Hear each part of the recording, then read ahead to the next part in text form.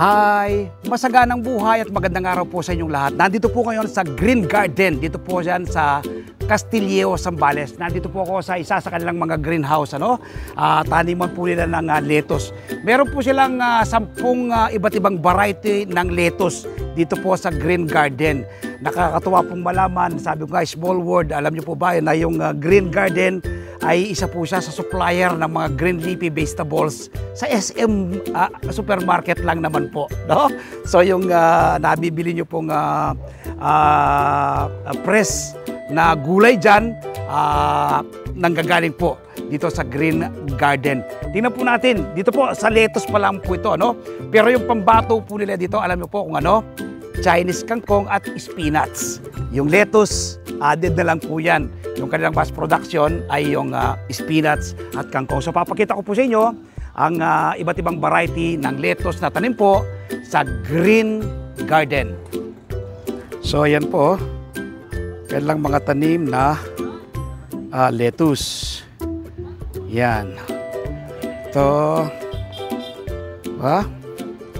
Kabilang side.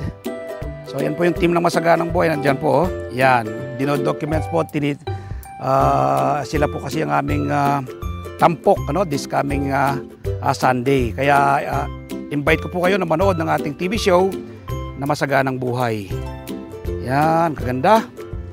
Yan. Marami na po akong na-feature ng mga farm. Pero kakaiba po dito sa Green Garden. Alam nyo po yung gamit nilang medium o planting. Yung pong bato mula po sa lahar. Ayan po mga bato po. Ayan, mga bato po ito galing sa lahar dahil Zambales ito. Nung una po kasing pumutok yung Bulkan Pinatubo, di ba, umagos po yung lahar. So marami pong mga bato na umagos din, no? So napakinabangan po dito sa Green Garden sa halip na agos-agos lang yan kasi yung lahar po kasi umaagos yan tuwing umuulan. So ginamit po nila na pantanim. Sabi po ni Ma'am Cathy kanina, in-explain niya sa akin, si Ma'am Cathy Wang nga po pala siya pong general manager at owner ng Green Garden. Kapag po yung mga bato na ginamit mo mula sa lahar, mas mas nakakaingan ng maluwag yung mga halaman. Kaya maganda pong bumulas, malalaki, malulusog at siyempre healthy ang kanilang mga tanim. Kaya invite ko po kayo this coming Sunday. Panoorin po ninyo ang aming TV show na Masaganang Buhay. Tiyak po ma-inspire kayo, ma-educate at ma-motivate sa pagtatanim ng iba't ibang uri ng halaman kapag napanood po ninyo ni Ma'am Cathy. Lalo na po yung kanyang mga tips.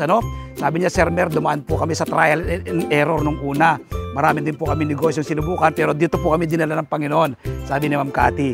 Kaya ako po naniniwala na patuloy pong i-bless ng ating Panginoon itong Green Garden dahil yung nabibili natin pagkain ay organically grown, no?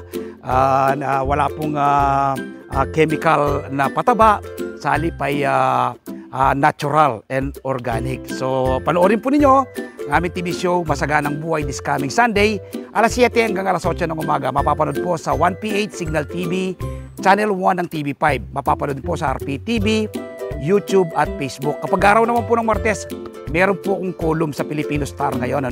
Isinusulat ko po sa aking column ang iba't ibang do-it-yourself tips at iba pang sikreto sa pagsasaka. Kaya umaga po kayo ng kopya. Sa Facebook page, Facebook profile, TikTok, nagbabahagi rin po tayo ng kaalaman. At siyempre, kung hindi pa po nakasubscribe sa aking YouTube channel ang Magsaka Reporter, mag-subscribe na po kayo.